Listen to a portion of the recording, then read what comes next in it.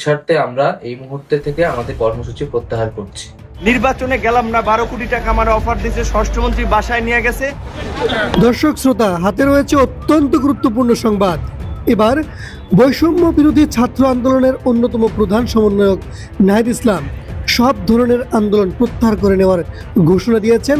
প্রকাশ করা হয়েছে একটি ভিডিও বার্তা, থাকছে আজকের এই ভিডিওতে। অন্যদিকে দেখবেন প্রিজন ভ্যান থেকে ডাকসুরের সাবেক ভিপি নুরুল হক নূর রিমান্ডে তার নির্যাতনের বর্ণনা দিয়েছেন।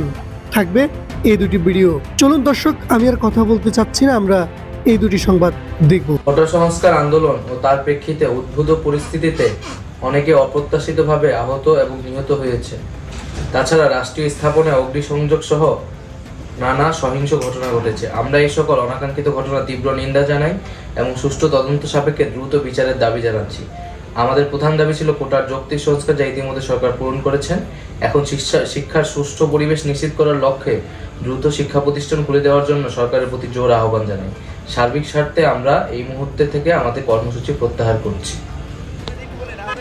রিমান্ডে নিলে ব্যাপক প্রচার, ঝুলাইয়া গরু ছাগলের মতো ঝুলাইয়া কারেন্টের শক দেয় এবং সিনিয়র জুনিয়র নাই, চট থাপ্পড় গরুর মতো হাত পাও বাইন্দা পিটাইতেছে।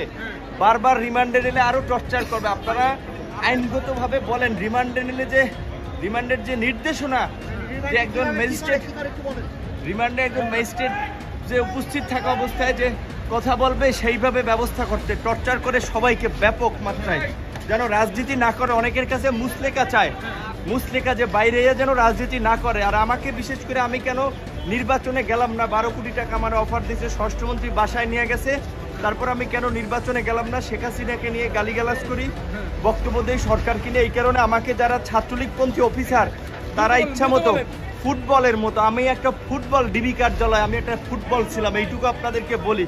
এখনো যদি আমার প্রস্তুত শরীর, এই যে দাগ এখনো এই সাথীও শুকায় নাই, এই এখনো শুকায় নাই। আপনারা একটু এইটা তো বলেন অন্তত, রিমান্ডে যে আমরা এই সরকারের পতন ছাড়া আমাদের বাঁচার এবং জাতির মুক্তির পথ নাই। সরকার পতন না হওয়া পর্যন্ত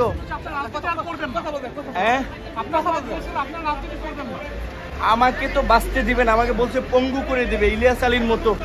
যদি আমি ওদের আমাকে বলছে যে পঙ্গু করে দেবে, আমার মতো দু একজন নূর না থাকলে তাদের কিচ্ছু হবে না। আমি শুধু এইটুকু বলি যে আমার শারীরিক পরীক্ষা করা দরকার, চিকিৎসা করা দরকার। আমার ইনজেকশন পুশ করছে।